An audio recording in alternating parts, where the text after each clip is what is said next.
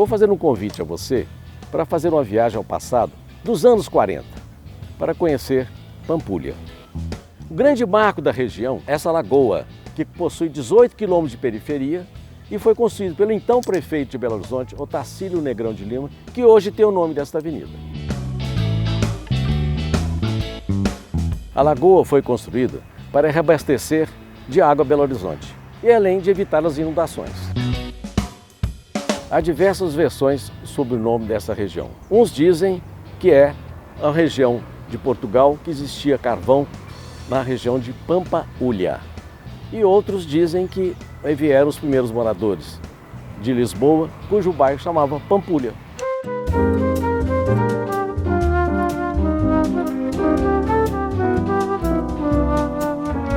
Embarque comigo nessa jardineira do MOVA, Museu de Objetos e Veículos Antigos, que irá circular pelos equipamentos consagrados Patrimônio Cultural da Humanidade pela Unesco em 2016.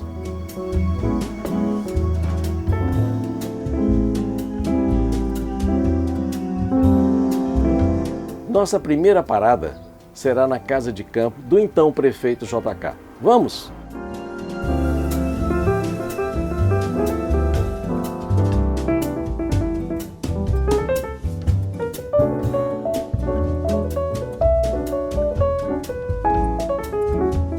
Quando Juscelino assumiu a prefeitura de Belo Horizonte, em abril de 1940, a convite do interventor de Minas, Benedito Valadares, ele teve a inspiração de transformar Pampulha num ponto turístico.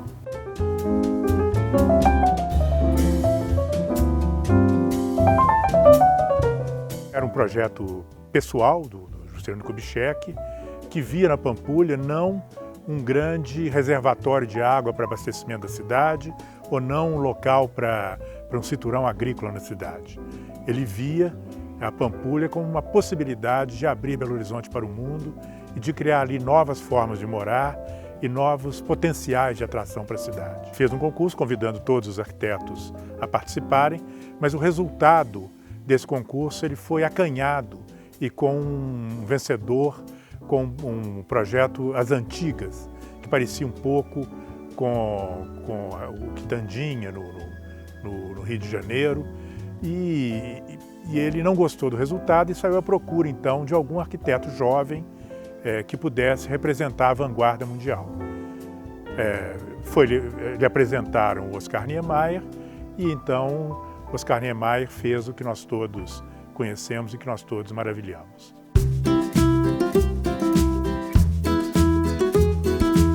Ele tinha 33 anos de idade e isso foi em 1940. Então vocês imaginam agora o que é o início da Pampulha. Aí o Oscar Niemeyer é trazido do Rio de Janeiro e vem se hospedar aqui no grande hotel. Aí um dia o Rodrigo Melo Franco liga para o prefeito, o JK me contando, e fala assim: prefeito, é tanto desenho que não dá para o senhor subir aqui no grande hotel ao invés da gente ir para a prefeitura? E o Juscelino me contando, eu saí rapidamente pela Rua Goiás, subi a Rua da Bahia, entrei no grande hotel, entrei naquele quarto escritório do Oscar Niemeyer e ele me mostrou o primeiro desenho. Aí nascia Pampulha e os primeiros traços da arquitetura moderna brasileira. O pontapé inicial na Pampulha foi o pedido de JK para a construção de sua casa de campo a Niemeyer, e os jardins ficaram a cargo de Burle Marx. A inovação ficou por conta de um teto no formato de asa de borboleta. Algumas curiosidades de JK. Seu café da manhã era nada convencional. Pão, manteiga e bife bem passado, além de mel. Acreditem, Dona Sara, esposa de Juscelino, não gostava dessa casa de campo. Os barulhos dos sapos a incomodavam, além da falta de energia constante e a linha telefônica inexistia, além da distância do centro até a Pampulha.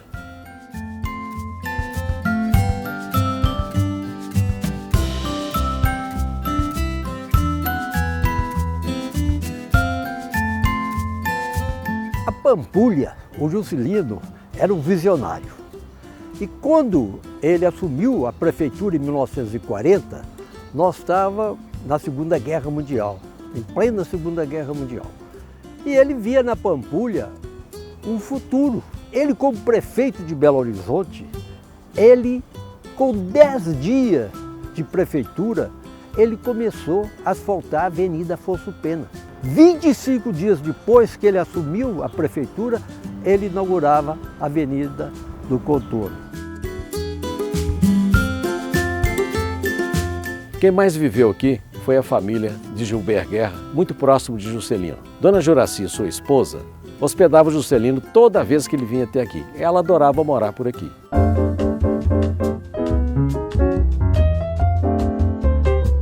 Falar sobre a Pampulha, para mim, é um motivo de orgulho e também, sobretudo, de saudade. Saudade dos tempos em que meu pai era governador e que me levava, a mim e a Márcia, para passearmos à beira do Lago da Pampulha e a cada um dos monumentos, ou seja, o cassino, a casa de baile, o iate, ele parava, contava a história, mostrava para nós a casa onde ele morou, onde ele teve.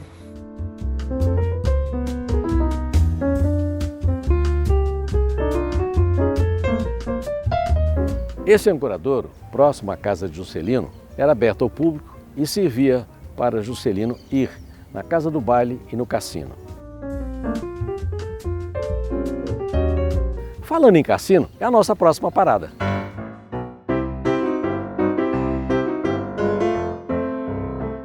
Este é o único ponto que é possível visualizar ao mesmo tempo todos os equipamentos consagrados pela Unesco.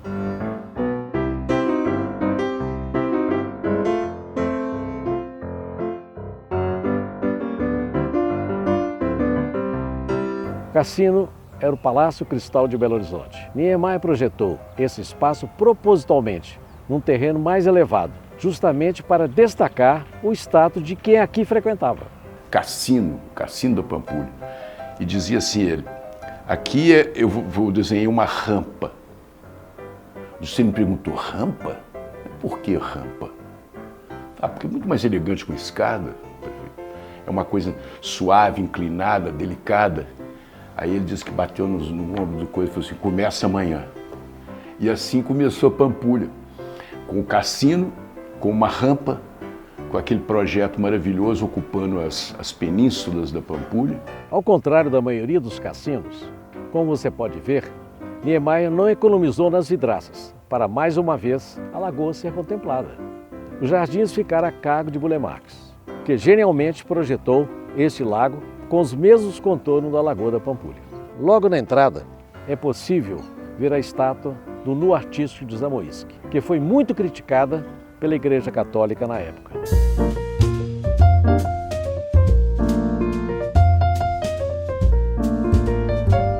E a entrada do cassino realmente dava o que falar, não só por causa da estátua, era um verdadeiro desfile de elegância e carros clássicos. Os trajes obrigatórios eram smoking para os cavalheiros e vestidos longos, saltos e luvas para as damas.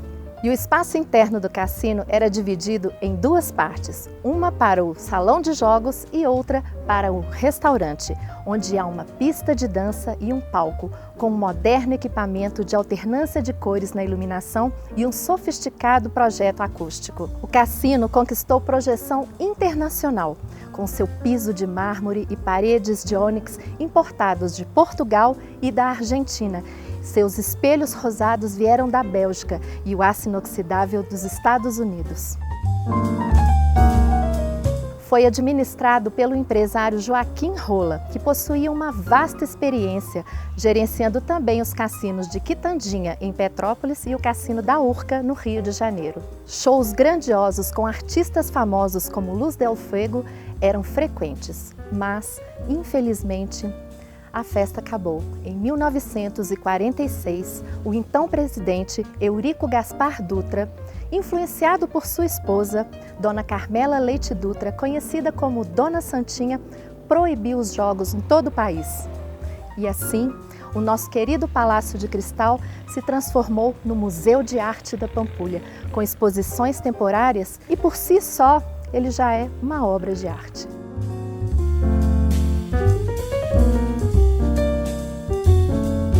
No próximo episódio, eu vou mostrar outros locais de entretenimento que JK também adorava frequentar.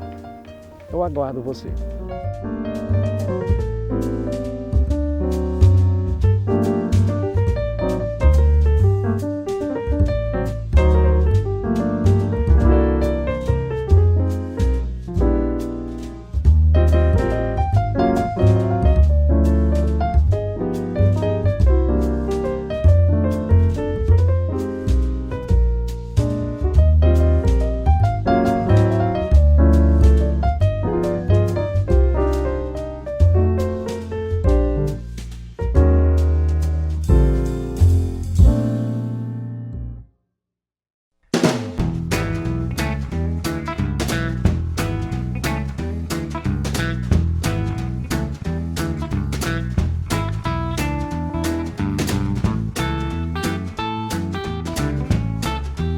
Essa minissérie é um convite a você para voltar aos anos 40 para conhecer um pouco mais da Pampulha de JK. No episódio anterior, eu mostrei a casa de JK e o cassino. Nesse episódio, vamos mostrar outras opções de entretenimento da Pampulha. Vamos começar pela casa do baile.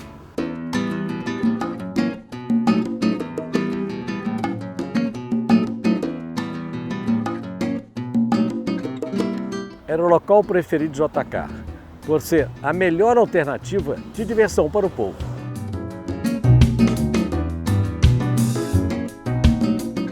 Niemeyer se inspirou no movimento das águas da lagoa e o corpo de uma mulher dançando para projetar as marquises da casa do baile.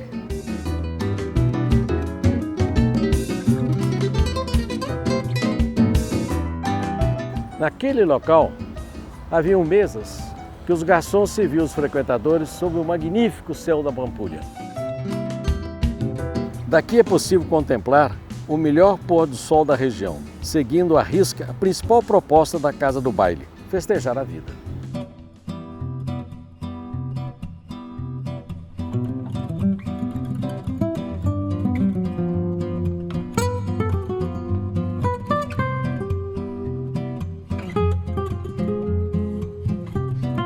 A perspectiva do JK era uma perspectiva sempre de inovação e de busca do que seria o futuro. Não na novidade pela novidade, mas com essa visão que ele tinha, essa visão prospectiva de entender que o mundo pode ser melhor, quais seriam essas possibilidades para essa melhoria do mundo.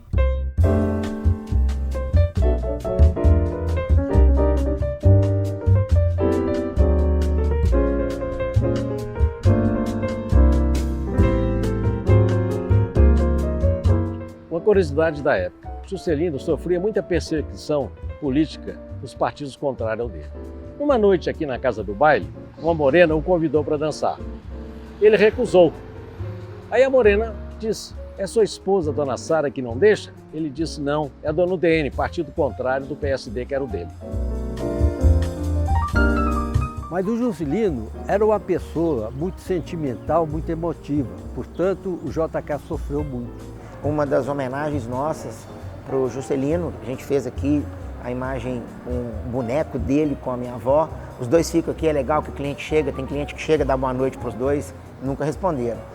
E junto com isso a gente tem um acervo, que é um acervo de fotografia. São fotos menores que ficam nessa parte do salão. Além delas, a gente tem também na parte de cima painéis que contam toda a vida do Juscelino, de quando ele estava em Diamantina enquanto criança até o acidente que levou a vida dele. Então, aqui tem um pouquinho de história e esse link da nossa família com a família Kubitschek, para a gente é uma honra muito grande. Então, 70 anos, mas nesses 70 anos a gente fez um pouquinho de parte dessa história do Juscelino.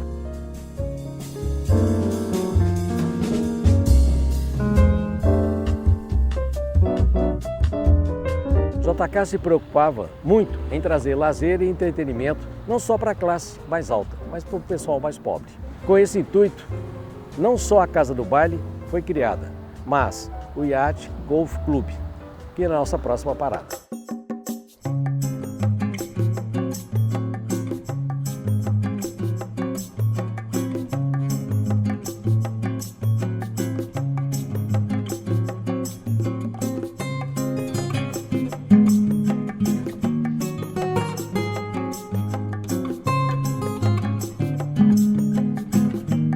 Niemeyer se inspirou num grande barco ancorado, com o teto em formato de asa de borboleta, como aconteceu na casa de JK. O clube era destinado à recreação dos mais populares, oferecendo esportes náuticos e atividades esportivas.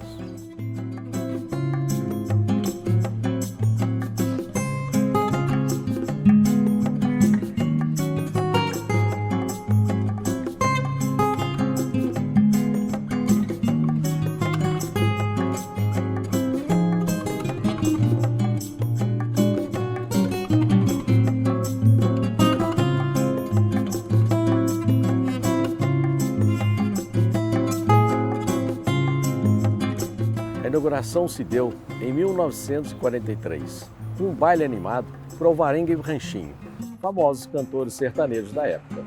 A tradição festiva se prolongou por muitos anos, com o famoso baile do marinheiro no carnaval. O traje era de branco ou de marinheiro, como estou agora. O concurso de Glamour-Girl, promovido pelo colunista Eduardo Cury, reunia a alta sociedade belo-horizontina.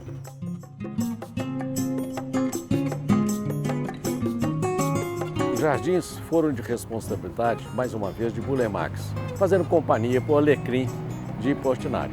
Atualmente, com 77 anos, o iate permanece como um dos clubes mais tradicionais de Belo Horizonte. Um edifício conversando com o outro, quantos metros quadrados que são somatória dos prédios, da casa do baile, da igrejinha, do cassino e do iate, com esses metros quadrados transformou totalmente a arquitetura mundial. E vem transformando, porque até hoje a Pampulha é visitada e a Pampulha é patrimônio cultural da humanidade.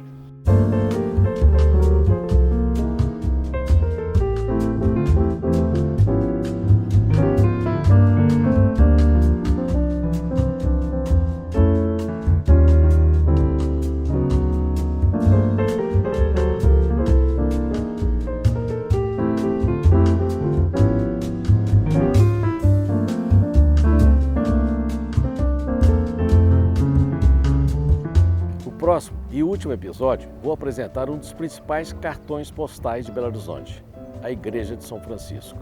E tem mais curiosidades sobre Pampulha de JK. Venha comigo!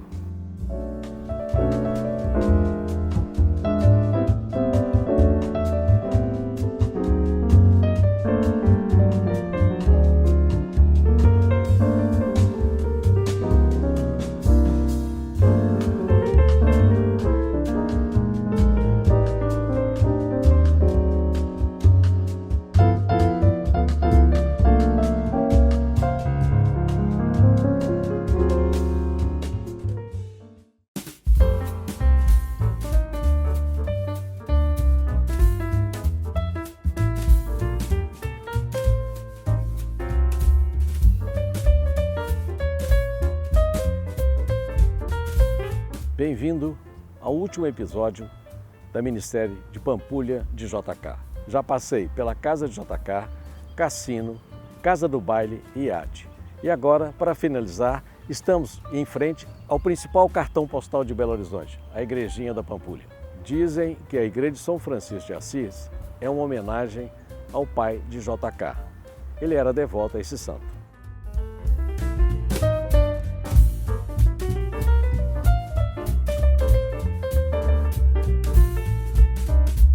A Igrejinha de São Francisco, ele chamou Oscar Niemeyer e falou com o Oscar: Oscar, eu quero uma igreja como a de Diamantina, onde está enterrado o meu pai.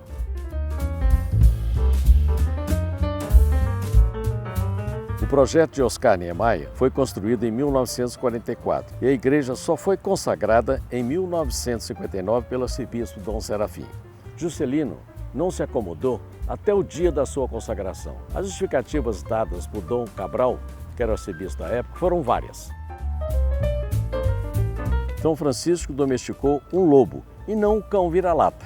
Aonde já se viu colocar um cão no altar? A Igreja Católica considerou a pintura de Portinari uma afronta ao sagrado, como os quadros da Via Sacra, os azulejos da parte externa e o mural no fundo do altar. O bronze de Sesquiate era uma aberração para a época. Niemeyer era ateu e comunista, e o templo não observava os padrões arquitetônicos da Igreja Católica. Nesta mesma época, Juscelino autorizou a construção da Igreja Batista na Praça Raul Soares. Todas essas ações atrasaram a consagração da igrejinha, que só aconteceu 15 anos depois. Em 1947, antes que algum mal acontecesse, ou seja, a sua demolição, por proposição do arquiteto Lúcio Costa, a igreja foi tombada pelo Instituto Patrimônio Histórico e Artístico Nacional, o IPHAN. Em respeito ao espírito católico e religioso do Belo Horizontino, JK insistiu na construção da igrejinha para abençoar as obras da Pampulha. Os tons azuis e branco, os desenhos de peixes, pássaros em movimento das ondas junto com todo o brilho, iluminando o altar, leva o tom de delicadeza e sobriedade.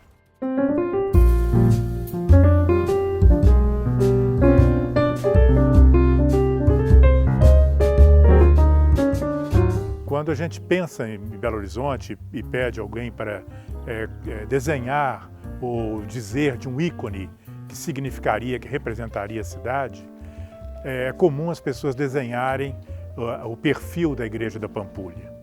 Então a Pampulha está muito identificada com Belo Horizonte. Um fato curioso, a barragem da Pampulha se rompeu em 1954. Logo vieram as especulações. Seria maldição? Seria porque a igrejinha não foi consagrada? E os jogos do cassino foram feitos com seu pecado? Seria o fim da Pampulha?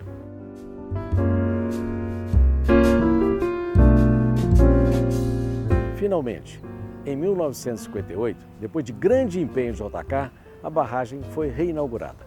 E mesmo após 77 anos, a igreja é uma das mais procuradas para realizações de casamentos, ensaios fotográficos e, é claro, o ponto turístico mais procurado da Pampulha.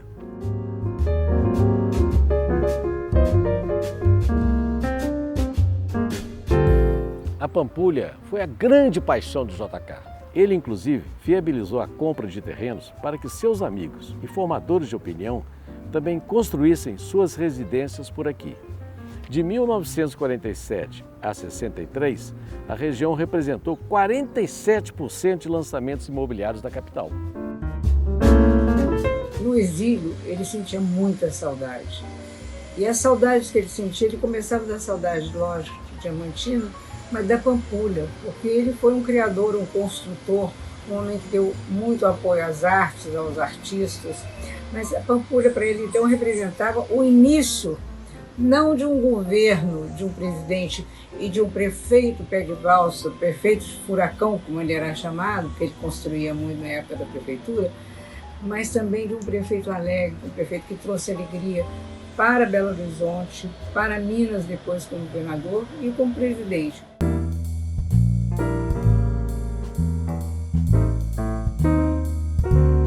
Seu sucesso político começou bem aqui, na Pampulha. Era um empreendedor, sonhador e se empolgava com tudo que dispusesse a fazer.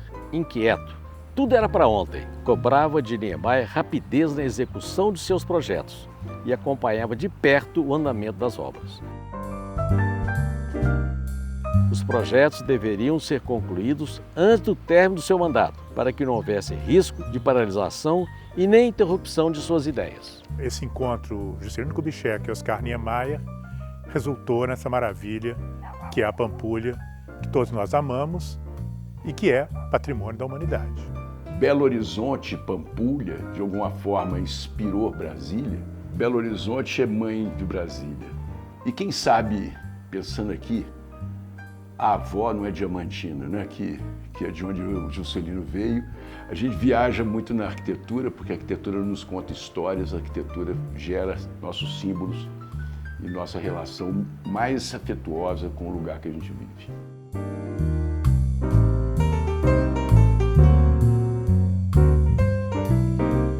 Confiava plenamente na sua equipe e dizia: Deus me poupou o sentimento do medo. Como presidente do Brasil, seu lema 50 em 5 resumiu bem a sua personalidade. Todos tinham que sair ganhando, da elite aos mais carentes.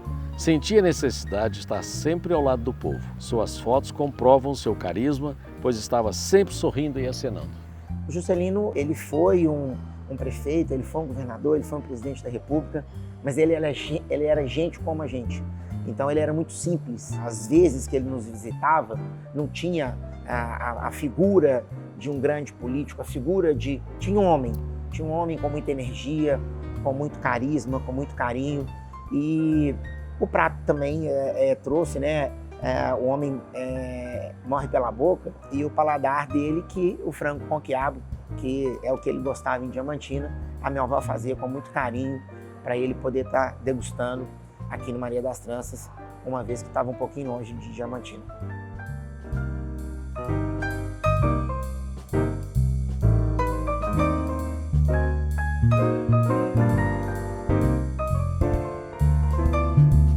De onde estiver, JK deve se sentir reconhecido pelo trabalho realizado pelo Brasil. Pampulha, Patrimônio Cultural da Humanidade pela Unesco. Brasília, Patrimônio Mundial da Humanidade. JK deixou para o país desta geração e as futuras um legado de trabalho, otimismo, seriedade e amor à pátria. E para mim, foi uma honra muito grande contar um pouco da sua história. Até a próxima.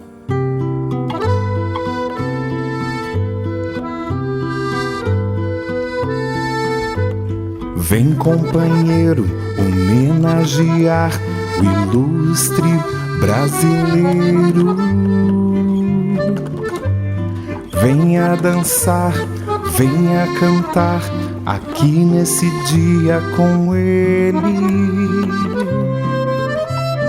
Falo de Juscelino, seresteiro, dançarino, mineiro de Diamantina, ele foi demais.